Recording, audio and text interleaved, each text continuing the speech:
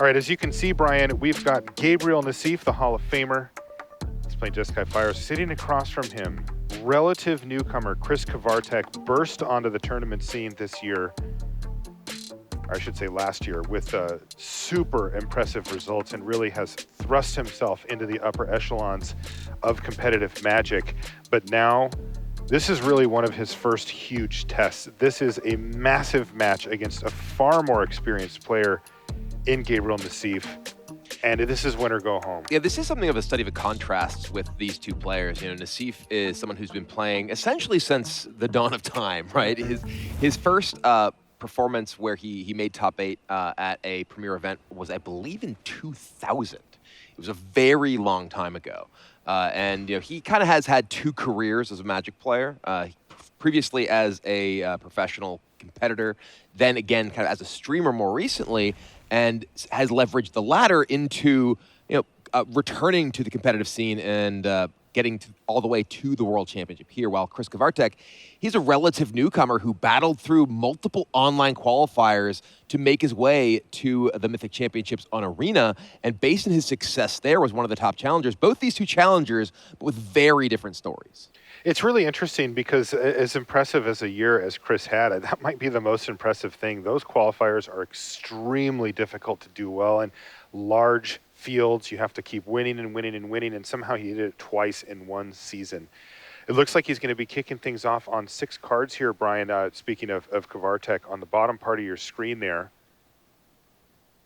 what do you make of his opening hand here? Omen of the Sea, Expansion, Explosion, Nissa, and 3 lands. It's okay. You know, he'd really like to see more, well, actually any ramp effects. And he does need more mana as well. We see he just leaves that Temple of Mystery on top. But Nassif is actually mulliganed to 5.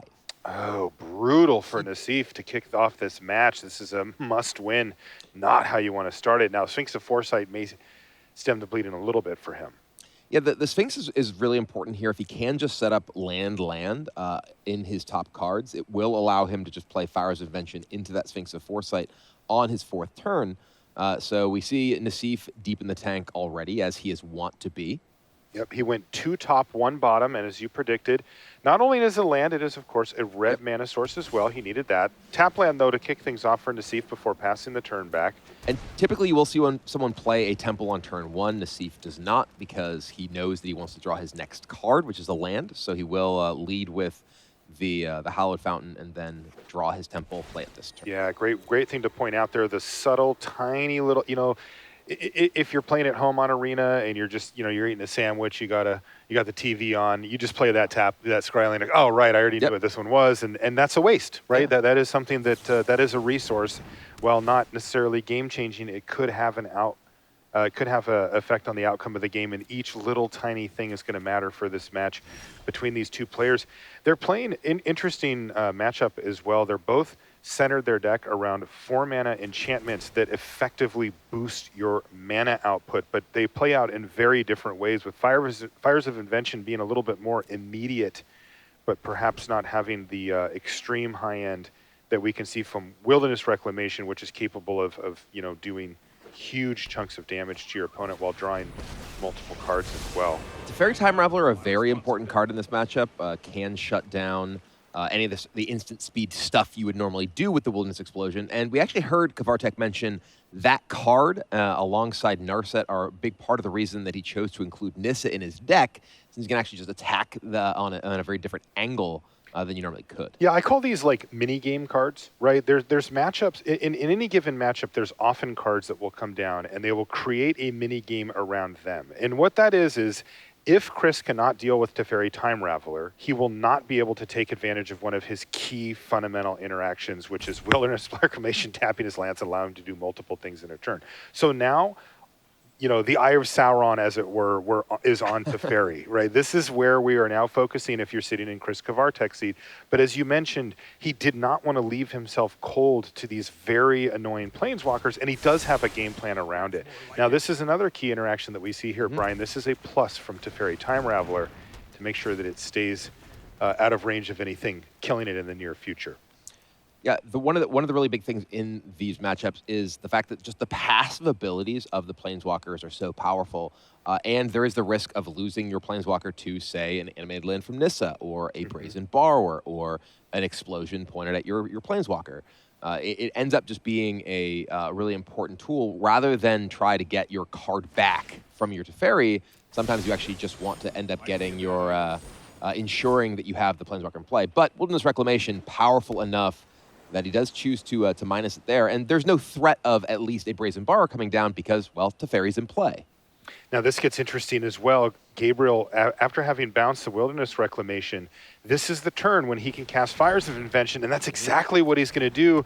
It hits the battlefield, and this is exactly the line that you described, Brian. He gets to play the Sphinx now. And this is, crucially, this is a double mulligan for Nassif. Yes. This was a turn where, or rather a game where he started off very much in a deficit, but because of the scry from the Sphinx of Foresight, he knew that he was going to be able to get to this point. And Teferi doing a very good job of keeping the Wilderness Reclamation from being able to do anything very powerful. And this Nissa, it is powerful, but you know that Sphinx of Foresight, it's brick walling at least to the ability for the creature land to get through and actually kill Teferi itself. Life totals might become important here. Kvartek decided to take the extra 2 there. He has no islands in play. His mana has not really cooperated with him today, so he needed to play an untapped land there. Takes the extra 2 from Stomping Ground. Now that does give him access to yet another forest on his turn, assuming that this is still there. There's Brazen Borrower for Nassif. He can go ahead and send that back if he so chooses. But this is, kind of an interesting spot. He knows there's the Wilderness Reclamation in hand. So, now that he has Fires in play, he can't interact on Chris's turn. So he needs to think, okay, well, if I'm going to deal with Nissa, I need to deal with it like right now. He can't kill it. He has no Cavalier of Flames that could send through, a haste creature and get the damage in. So he may be forced to just try and send it back. But he also wants to defend his Teferi because he does know will his Reclamation come down on Chris's next turn, and that could put him in a tough spot. Right. This is one of those interesting positions where the Teferi Time Raveler kind of has the Wilderness Reclamation in check, at least theoretically. So Nissa now becomes enemy number 1 for Gabriel Nassif. He's just going to go ahead and play out the Borrower. And are we just going to see an Air Assault here, or are we going to leave back Sphinx of Foresight to potentially try to gobble up a land? He would still lose Teferi in that scenario. It's true. He would. Basically, does he want to do 4 damage or eat a land? Right. That's the question. If he does 4 damage, that puts Chris down to 10. That's not really a crucial break point right now, but it could be. He has Castle Ventress in play, which is fantastic if you have Fires. So that he could find, say, a creature to haste in, say, find the Cavalier. Could be a big deal. And that, of course, is one of the cards he's going to be looking for, because we have now reached the point in the game, if you're sitting in Gabriel Nassif's seat, where he's going to be scrying with Castle Ventress, and he is looking for anything that costs 5 or more mana that he can find. Now, as far as Kvartek goes, we've seen him, over the course of this game, deploy his 2 huge mana ramp cards, Nissa Who Shakes the World and Wilderness Reclamation, but neither has been able to stick. This is the big break point, though, because now Nassif's out of gas, so Kvartek can start deploying one of his game plans however he sees fit. And the draw step of Gabriel is going to carry a lot of weight for Game 1 here. Big moments in Game 1 in our elimination match between these 2 players. Titan of Nature's Wrath with his draw there for Kvartek, and he says, I'm just going to go ahead and cast that here. So this does allow him to... this is interesting. This is interesting. He's getting extra lands in place so he can play the Wilderness Reclamation, possibly, but then he has no ability to actually attack the Teferi, which makes the Wilderness Reclamation not really do very much at this point. Yeah, and, this was a window where if Chris wanted, he could have killed Teferi. It would have cost him a land. It would have been a costly exchange, but Teferi on the battlefield basically means that Wilderness Reclamation just doesn't do anything. If he plays a Nissa this turn, kills the Teferi, then he ends up being in a position where it just dies. Brian, look at the top card of Gabriel Nassif's library. Cavalier of Flames on top of the library. It's exactly the card that he wanted to see. Remember, he can cast it for free. He has double activation available as well, and this could be a devastating turn now for Nassif.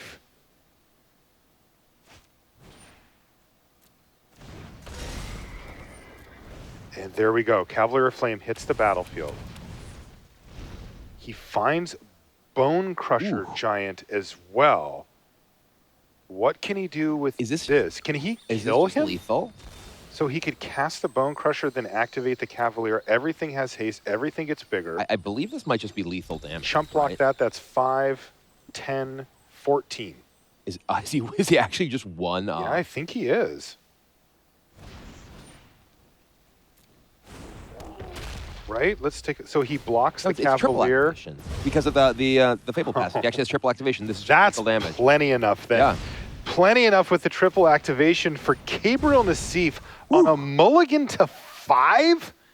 And by the way, it wasn't like Kvartek was doing nothing, right? He cast Nissa, he cast Wilderness Reclamation twice this game, and it wasn't even close to enough. I think the story of that game was Brazen Borrower. You know, obviously, the Fires of Invention was hugely important, the core element of what Nassif's deck does, but the Brazen Borrower allowed Nassif to just get so much tempo in that game where it just able to send back the Nissa, which otherwise could have been a huge deal. Similarly, Teferi, obviously, huge part of that game, just disrupting Chris long enough to actually get everything together. So Chris's very powerful offense never got online. He never got the pieces together that makes his deck so powerful. Yeah, there was never that one-turn window, right? You look for these players to untap with a Nissa and then go, huh, or get that one big double hit off of the Wilderness Reclamation. It never happened for Kvartek, and that, as you said, was because of Nassif and the cards that he had. But I have to say, wow, he just mulliganed to 5 and was like, kill you. He had all the pieces, right? Teferi to disrupt your primary game plan and send back your Wilderness Reclamation, cost you tempo, and then fires into Sphinx plus the Brazen Borrower. All this gives him a clock and just really set back Kvartek enough that those 5 cards, they were enough. Very impressive stuff. And now the pressure well and truly on Chris Kvartek. He has to win back-to-back games or else his run in this World Championship is over. The cyber plan for Nassif, he's bringing in 4 copies of Robber of the Rich. This is a card we saw a lot of in the mono red decks in this tournament. Robber of the Rich gives you the ability to generate cards if you're up against a deck that tends to hold a lot of cards in hand. Well, you're playing against a deck that literally has draw X in the deck. So yeah, we saw Nassif didn't have many cards in his hand most of that game. Granted, he mulliganed to 5, but that can be very, very powerful.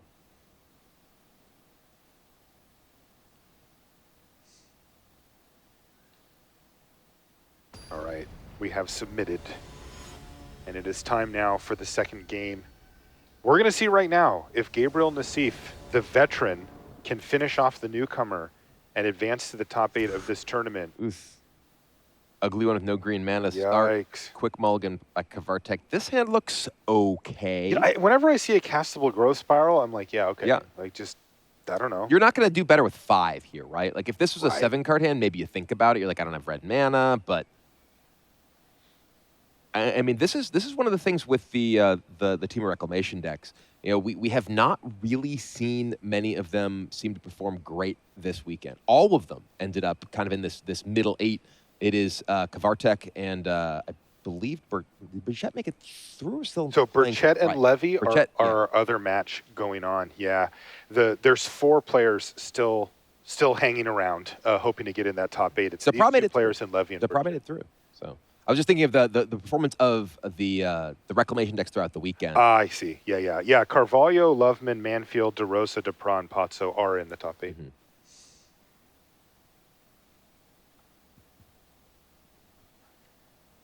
Nassif, of course, still thinking, as Nassif is wont to do. Yeah, he'll put you on ice. Okay. Keep now, and off we go. Temple of Mystery kicks things off, and a mountain on top looks just fine here for Kvartek. He puts it back on top, ships turn back. How does Nassif's draw play out here? It looks like he's very land heavy with Brazen Borrower and Elspeth Conquer Sec. Wow, he's leaning on that Borrower hard. What does he have on top? He has Robber of the Rich on top of his library to get things rolling as well. This makes sense. It does, though. The fact that Kvartek mulliganed and went first means Robber is just a 2-power attacker. Yes. He's not actually going to get any cards. Take that, Nassif. It is in fact Nassif who is rich. Indeed. You can't steal anything from him. Here comes Omen of the Sea. Probably just digging Looking for a land here. Yep, and ooh, awkward. This works out fine though, right? If you can keep the Fabled Passage, draw the Nissa, crack the passage, it comes into play. Although awkward, yes, you want the Nissa, though you don't really have any way to actually get to the next land for Nissa. Oh, awkward. So you definitely, I feel like with this hand you have the Mystical Dispute, you have Brazen Bar, Aether Gust. I could imagine keeping both in this order. Play your Fabled Passage, you draw your Nissa next turn. It does, you could see a situation here where Chris is able to survive long enough to cast Nissa quite easily, given that he has a lot of interaction. Brazen Borrower, namely Petty Theft, Mystical Dispute, and Aether Gust in hand here. In the meantime, again, one of the critical cards in the matchup, as much as Brazen Borrower did work for Nassif, it was also Teferi Time Raveler applying that passive pressure to Kvartek, turning off one of his key interactions for the duration of game one effectively. And he's got it in his hand now, does Gabriel Nassif. He does, but after Sideboard is very different because there are 4 copies of Mystical Dispute available to Chris Kvartek. So because Teferi is so important, I wouldn't be surprised to see Nassif actually just wait on it and possibly even just play a land, say go, force Kvartek to not get use out of the mana this turn, maybe play a Brazen Borrower to keep the pressure on. Yeah, that seems like a very reasonable line. We see an island for Nassif, which would indicate that he has that, at least that line available to him, though he could Teferi if he wanted. It's sort of a matter of figuring out, okay, well, if I play the Teferi now, it doesn't get Mystical Disputed. That's insanely powerful, of course. But if I do just pass now, how do my next few turns play out? I think the idea here is that with the Robber of Rich in play, you actually just have meaningful pressure, right? If you back that up essentially with Brazen Bar, if your opponent resolves a powerful permanent, you have Brazen Bar, you can Petty Theft it. And this is a fairly awkward spot for Chris because he doesn't have that land. He is under pressure here. If this Brazen Borrower does hit the board, you are on a 3-turn clock.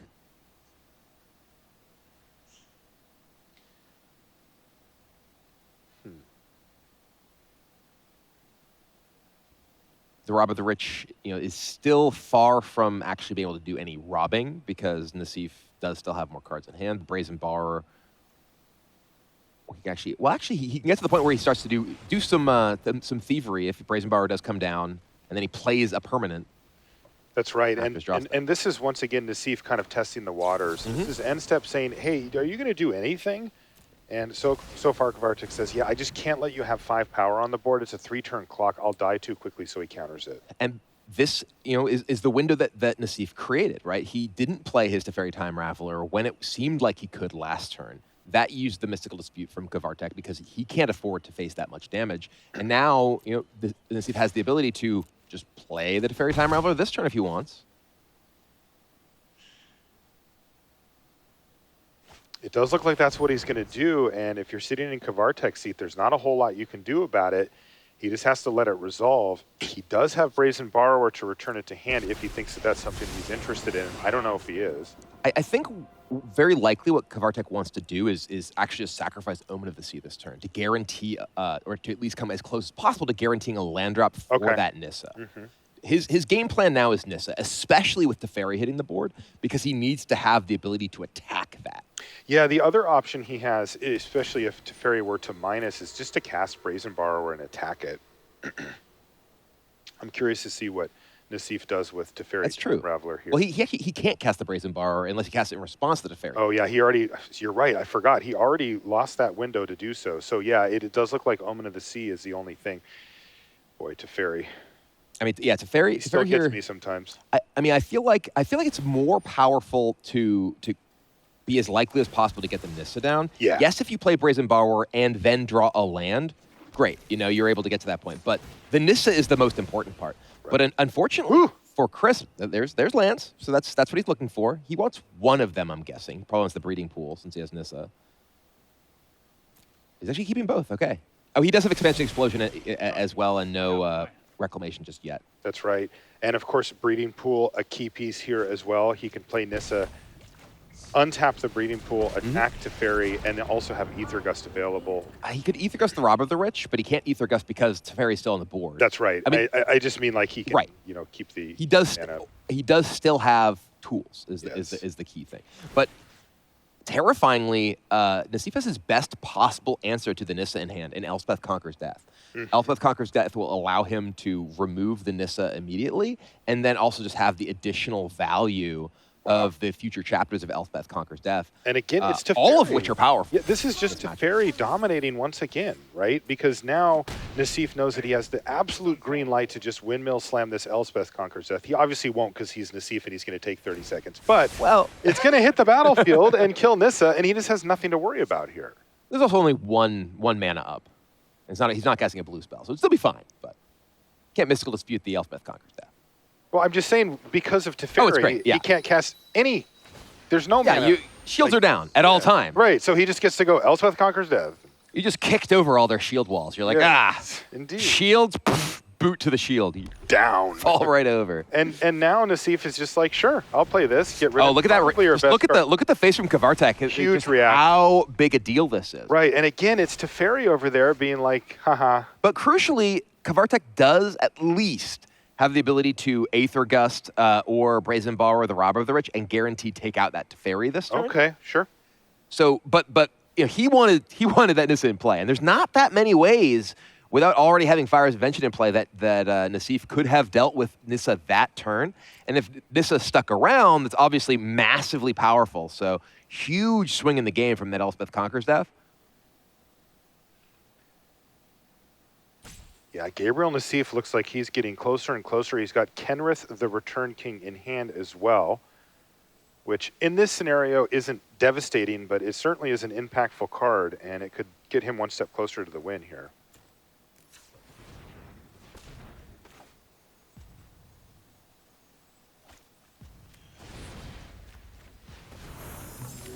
So here, the Brazen Borrower sending back the Robber to ensure that the coast is clear to kill the Teferi.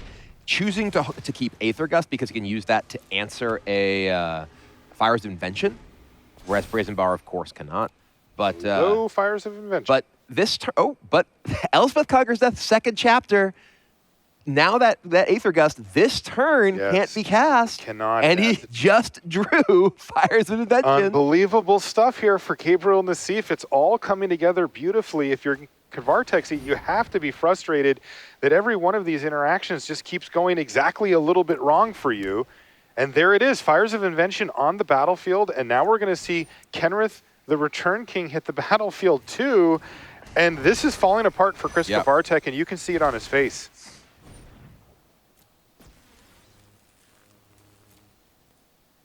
Also, let's not forget, Gabriel Nassif is smashing here. This is 10 life for Kvartek. Half of his life total is going away. And this is all not to mention the fact that Elspeth Conquers Death is going to go to Chapter 3 next turn, bring back at least Teferi.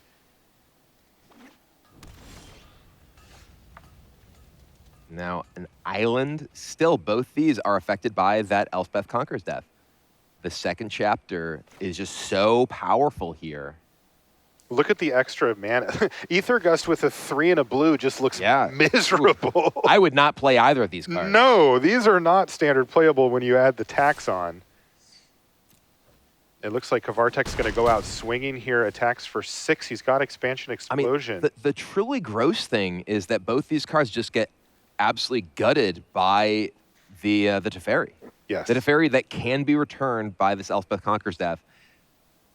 Kvartek may need to respond to the third chapter here. Yes, that is his window. Yeah, now we see it is now Nassif's turn. So Kvartek has the opportunity to use Aether Gust, use Expansion Explosion. Unfortunately for him, if he had that the Brazen Borrower or Petty Theft now, he could perhaps bounce Kenrith, though that would just come back down. Right. The third chapter. He's got a target. Triggers now. And again, he can get a creature or planeswalker from his graveyard back onto the battlefield. It will get an additional counter. He can choose which one. And as long as Teferi's not on the battlefield, Kvartek can still respond. Once Teferi's on the battlefield, shut down. So what does Chris even do here, though?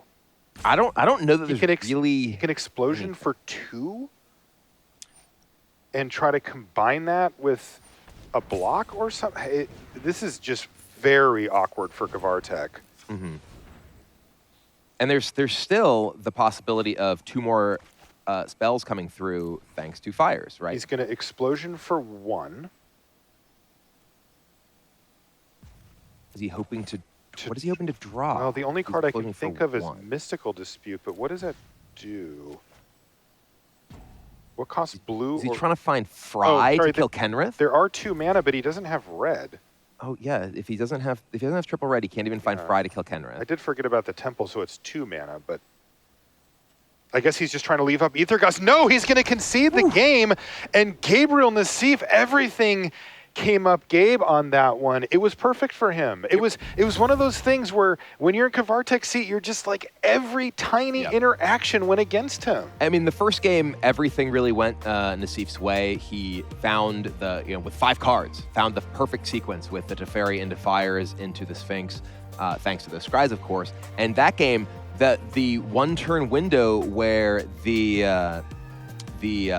Elspeth Conquers Death second chapter was online was exactly when he drew Fire as an invention, which allowed him to deploy that Kenrith and haste it right away. And it was just so brutal. Yeah. We saw just the look on Kvartek's face when that Elspeth Conquers Death came down in the first place, removed his Nissa. That card almost single-handedly won the game. Yeah, that's exactly. And it was like every single time Kvartek tried to get something rolling, there was a tax, there was a Teferi, there was something preventing him from actually casting his cards. And going back to game 1, it was similar where he kept landing the card that he needed to land and then never getting to untap with it and actually have his window. It was Gabriel Nassif who won the match and advances to top 8, and he's with Becca right now. Thanks, Marshall. Gabriel Nassif into the top 8. What's going through your head? Just relief. I don't know. I kind of messed up the first round today against the Prize. I kind of messed up yesterday against Eli. I could already be in top 4, so I had to deal with that yesterday, getting over it. And, round 1 today, I think I actually messed up 2 games maybe potentially. So I was like, oh man, just repeat. Then I get paired against Blue-White, against Thoralf, which is, kind of yesterday I got paired against PV after losing to Eli, and PV just crushed me. Today went a bit better. And, now I got to think like probably a reasonable matchup for me. And I don't know, I just relief, I guess. And I guess I feel for Chris too. I know getting knocked out of these tournaments is just, it's pretty brutal, so. Hey, but you're into the top 8, and that was definitely a good matchup for you. Are you saying Azorius Control is going to be the hard one that you're not looking forward to seeing later in the top 8? Yeah, for sure. Going into the tournament, I thought we had pretty good matchup against Red, but I think we're actually 0-2 against Red was Raf. And I thought we were slightly favored against Temur, and Blue-White was kind of what we didn't want to see. We thought we were kind of a flip, but PV beat me pretty badly yesterday, so maybe their version is better. It was actually funny, the first decks I knew about were free Blue-White control.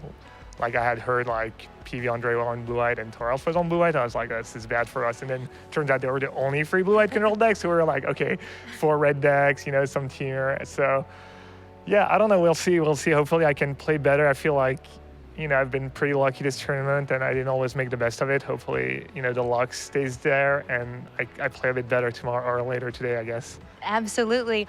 All right, now you're no stranger to Worlds, but it's almost like a second wind of your Magic career. Of course, you're a very successful streamer. What's it like to be here after a few years off of the World Championships? Yeah, I never got to play in the small field Worlds, and I was actually not the biggest fan of the format, but I couldn't tell if it was because of the format or because I didn't get to play and I was kind of biased and a bit bitter. And honestly, when I started streaming and I wasn't playing competitively that seriously, I didn't even think I'd ever make. I thought maybe I'll never make it to Worlds again, So I got really fortunate last year and just trying to make the best of it, I guess. When are we going to see the yellow hat? It's not easy with the stupid, I don't know, I guess Autumn does it, so maybe I should do it too. It's the headphones' fault? Yeah. All right. Well, thank you so much for speaking with me. Congratulations on making it into the top 8. You've got a hard road ahead, but I think you're going to do great. Hopefully, yeah, thanks. Let's head on back to Marshall and Brian in the booth. We want the hat, right? The people have spoken. True. Chat wants the hat. We want to see the hat. I know it's here. He's doing pretty well without it, though. So under the top 8. Oh, the good luck you factor. want to mess things up. Yeah, that's a good point. All right, so that is 1 player down, 1 through to the top 8 of the 4 that we're playing this round. That leaves Autumn Burchett playing against Raphael Levy. What we're going to do right now is take a short break. When we come back, we'll be in that match. Don't go anywhere.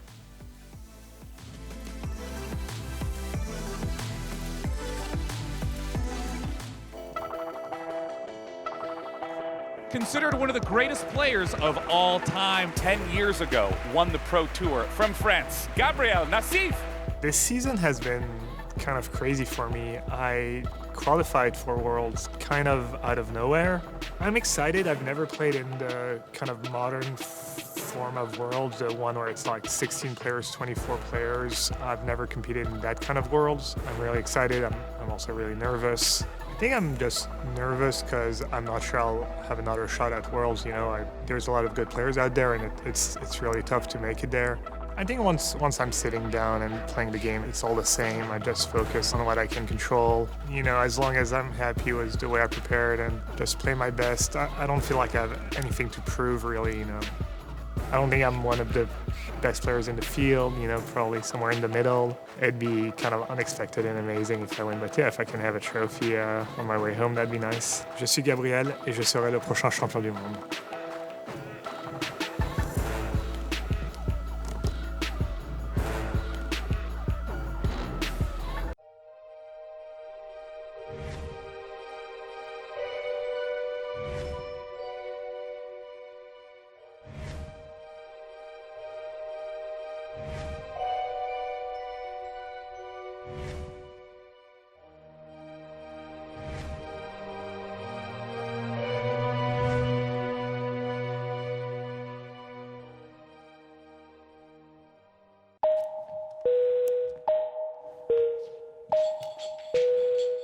Hall of Famer Raphael Levy. 768 career pro points. Which is the most, by the way.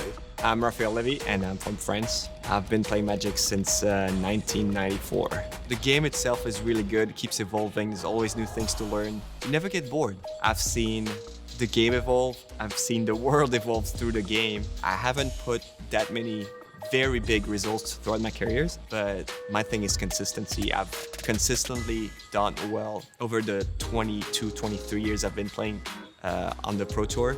To be the next world champion would be the pinnacle of my career. I don't think I'm nervous, I'm just excited. I've known most of the players at Worlds for quite a bit, but I don't have any rivalry. I don't have anybody I'm especially afraid of. So yeah, I've been around for a long time. They should be afraid of me. I shouldn't be afraid of them. Je suis Raphael Levy et je serai le prochain champion du monde.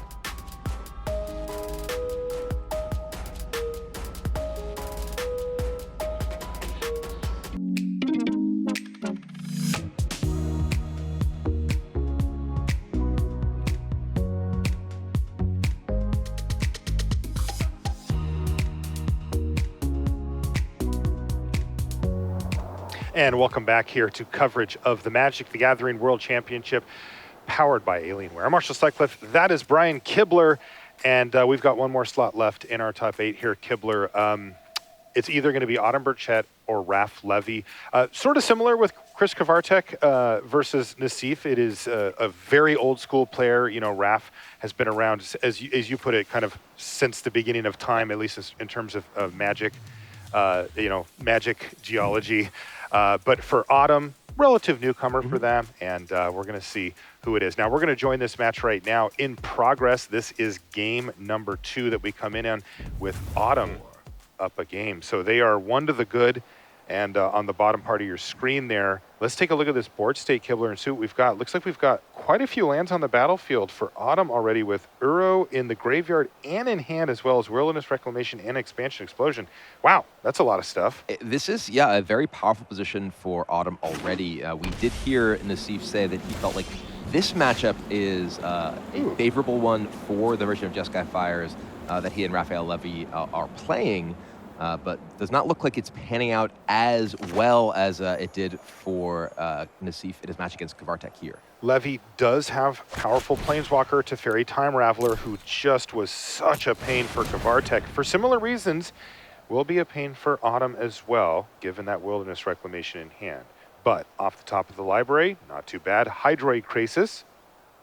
And when you've got 7 lands, sure, let's just run it out there for 5. This is going to force Raph to decide if he'd like to use Mystical Dispute to keep the creature off the battlefield. But as you know, if you've watched Standard over the last year or two, get the cards, get the life anyway. And Autumn even hit a land. So they're going to play Temple of Mystery, get a little scry going before passing the turn back. Don't need any more of those, thank you very much, says Autumn. And now we're back on Raphael Levy. And a big difference between this and the games that we saw Nassif playing, there's no fires for Levy. He's got to actually pay the mana for his spells, and it's a lot worse than not, right? It's almost unfair. Yeah. Now, a red mana source would actually allow Raph to cast Cavalier of Flame, but instead he finds Sphinx of Foresight. Looks fine here. I didn't have a whole lot else going on. Sphinx is at least something that Raph can get into play. Unfortunately, though, Autumn has a huge number of lands in play, and casting Sphinx taps Raph down very low, and at least representing some sort of answer may prevent Autumn from just going for everything. The Teferi, though, is of course preventing at least a Wilderness Reclamation into a gigantic expansion explosion, or at least explosion. I don't care about the expansion part so much. Right, and right. we do see from the little wisps of mystical energy coming off that Uro that there's the possibility of escaping that from the graveyard for Autumn this turn as well. So I feel like Autumn's in a very strong position here, despite the board state. Yeah, they seem to be very well positioned and have a lot of mana available too, so plenty of options here. One of the big issues with the Uro escape, though, there is Teferi in play that can just bounce Uro, and you end up losing those cards that you did remove from the graveyard in order to cast it, which makes it more difficult to cast Uro again, at least with the escape. But worst case scenario, you're at least drawing cards. And it looks like Autumn's actually considering just going for the unescaped version of Uro here, putting another one in the graveyard and getting a card. Oh, there's a Brazen Bar. Brazen Bar is a really big deal, actually. That's the type of card that can break up Teferi Time Raveler and let you have Wilderness Reclamation to do some nonsense. And Autumn just put a stop on their end step. Oh, yeah. Uh-oh. I think what we may, we could easily see the Steam Vents, bounce the Teferi, float some mana, and explosion here. This is getting, This is getting feisty. A lot of powerful things. Boy, that Brazen Borrower is a game changer. You mentioned it in our prior match for its ability to return Teferi to hand, but also just to pressure Planeswalkers on the other side. It does both. Autumn's decided... They may have changed their mind with how to play this turn. Just wants to go with the Uro here. Boy, I'll tell you what, Raph, the window is closing quickly because Autumn is going to go off next turn if left unchecked here. Yeah. Yeah, I think that's part of what the thought process was here. It's like, okay, I want to have as big of a turn as possible if I'm going to use this Brazen Borrower because that's committing to taking out this Teferi. It'll just come back, right? But at the same time, though, this is an opportunity to actually just guaranteed get this fired off. Yes, and that really does matter because sometimes you don't need to do Expansion Explosion for 15. Sometimes just do it for 4 or 5. You find another one, you find more tools, and your opponent can't keep up. The question I would have if I'm in Autumn seat is, what's the worst thing that could happen here? And there's Fires of Invention for Raph Levy. That has to be on the list. It's scary, but the fact that there's not enough mana to play Fires and then play Cavalier and give it haste is a big deal. Maybe a land here. Oh, another copy of shaking the Fires. head. That's not what you're looking for. Land there would have been huge. Would have been that would have been a absolutely game-breaking turn. That would have been like 16 damage coming in, and instead it's going to be... Well, there's still a possibility of drawing a land. Of course. Of the Cavalier. Right. An untapped mana source. Raph has left up red. And Raph is actually considering how important is this second copy of Teferi, because a red mana source here, oh, it's a Bone Crusher Giant. And Oh, he we see shakes his head, Yeah. and Autumn That's a sigh of look at was that. Look like, at that. oh, thank goodness. Okay. Wow, Oh, and there's a fry too. too. Ooh, Wilderness Reclamation. Is Wilderness Reclamation into Brazen Borrower to bounce the Teferi? You can fry the Sphinx of Foresight. Or fry it.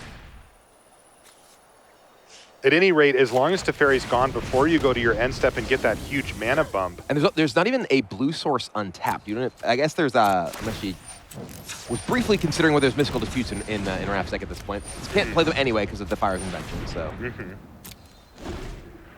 And here we go. This is a huge explosion for Autumn Burchett. So much mana available. It doesn't look like the win here, though. Yeah, I don't think this actually can be the. 18 is a lot. I 4, wonder. 8, 11, I wonder 12, if you're just explosioning 16. a creature and then brazen borrowing another creature. Yeah, maybe you're just killing the Cavalier of Flame. That is such a scary card to have on the battlefield. Yep. Okay, so. And this is a lot of mana untapped. There's still more that can come down after this. Oh!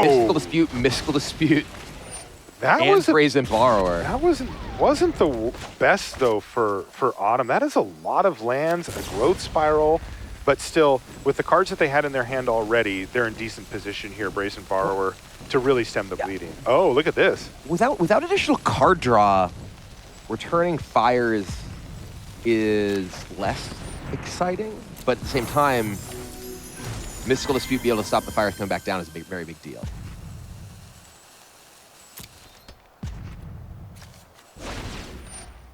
All right, so gets a scry off the Sphinx.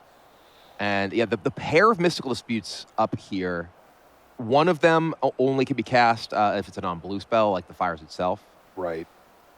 But like, actually, interestingly, no, you certainly can't play Teferi into Fires. Not enough mana there. Yeah, the Mystical Disputes specifically off that draw make it so that getting Fires off the board is the most important thing, because otherwise those Mystical Disputes wouldn't do anything. Raph found Dovin's Veto, but is once again a mana short here of being able to protect. So instead he's going to take a different line and play Teferi, but this lets Autumn cast Mystical Dispute just for the 1 mana. Yep. So Autumn has the ability to fight back. Dovin's Veto, yeah, it can't be countered, could cast a Dispute, but you could just cast another Mystical Dispute on the Teferi. Yep. Crucially, still able to counter. And we see, ooh, look at that reaction from Raph. Shake of the head. Huge shake of the head because his tournament may be falling apart in front of him. Remember, the winner of this match moves on to top 8. And the loser's done. They're at the beach. Here's Uro, Titan of Nature's Wrath. Has this one fallen apart for Raphael Levy? Ripping the chains, coming back from the underworld, drawing some cards, gaining some life, finding Hydroid Krasis. Again, every single turn that goes by, things are getting better and better for Autumn Burchett. They are stocking their hand up. Down to 10. And there's that Hydroid Krasis. And even just with the leftover mana, this is X equals 6, Brian. And Aether Gust is a really big draw here. Right, don't forget the Wilderness Reclamation trigger to come as well. Things looking extremely good for Autumn Burchett to advance to the top 8, eliminating Raphael Levy.